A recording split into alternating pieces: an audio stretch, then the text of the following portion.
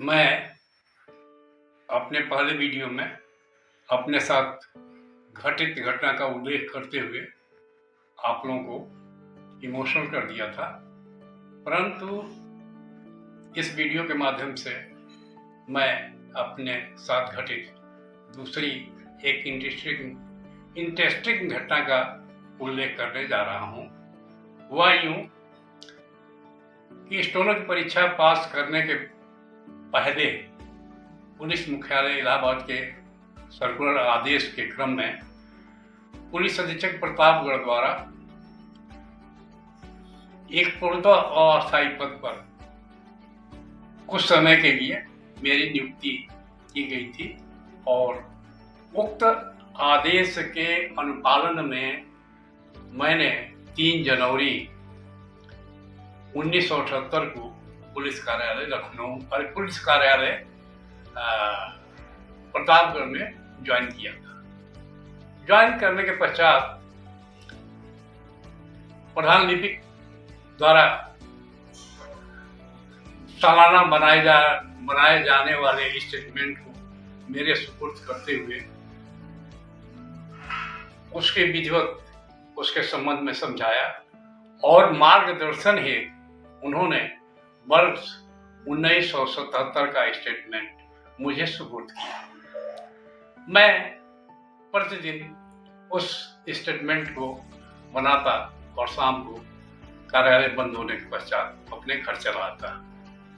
3 दिन बीतने के पश्चात मैंने बड़े बाबू से अनुरोध किया कि यदि वह अनुमति दें तो मैं इन पेपर्स को अपने घर ले जाऊं और वहां पर रात में काट इसको पूरा करके दूसरे दिन कार्यालय में उपलब्ध करा दूंगा।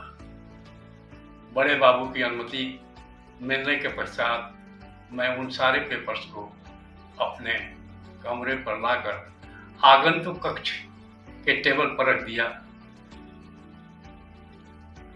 मैं यहाँ बताता चलूं कि मैं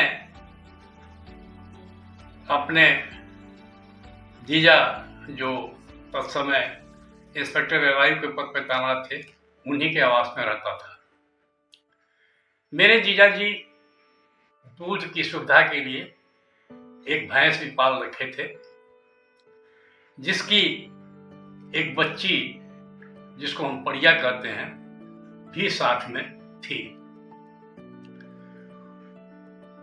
मैं स्टेटमेंट को बनाने रात में कार्य करने के पश्चात स्टेटमेंट को बनाने के पश्चात मेज पर ही सारे पेपर्स को फैला छोड़ा कर बगल में स्थित बेड पर जाके सो गया।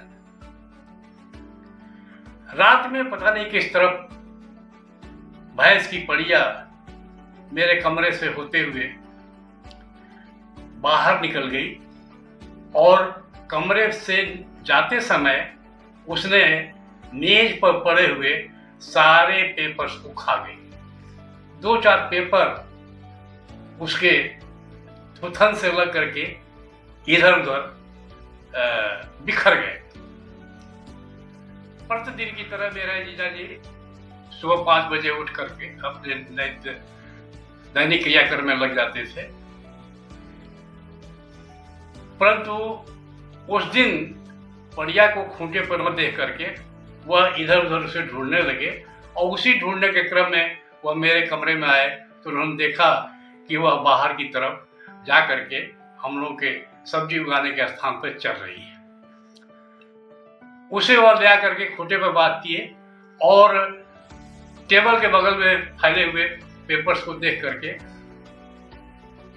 उन्होंने मुझे आवाज दिया और मैं उठने के पश्चात देखा कि टेबल पर सारे पेपर्स नहीं हैं, बल्कि कुछ पेपर्स टेबल के अगल बगल फैले हुए हैं। मैं तत्काल उठ करके पूरे कुछ जो पेपर्स गिरे हुए थे उनको सहेजते हुए देखा कि सभी पेपर्स नहीं हैं। फिर मैंने जीजा जी को अवगत कराया कि मेरे सारे पेपर्स तो बढ़िया खा गई। तब उन्होंने आश्वस्त किया कि तुम परेशान मत हो, मैं अभी पूजा पाठ करने के पश्चात प्रधान लिपि के पास चलता हूँ। पूजा पाठ करने के पश्चात वह मुझे लेकर के प्रधान लिपि के आवास पर गए, जो पुलिस लाइन परिसर में स्थित था, और वहाँ पर जा करके उन्होंने प्रधान लिपिक से पूरी स्थिति से अवगत कराया।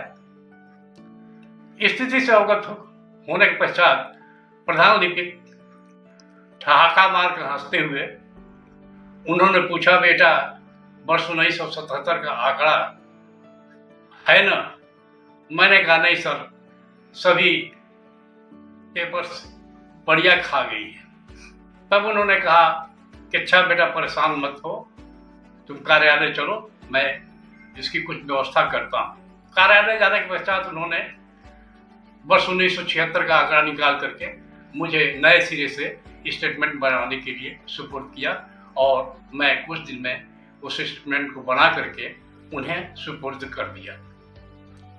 मैं यह बताऊं कि मैंने मजाक में एक दिन पुनः बड़े बाबू से कहा कि सर यदि आप अनुमति दें तो मैं इन पेपर्स को ले जा करके घर से पूरा करके लाऊंगा।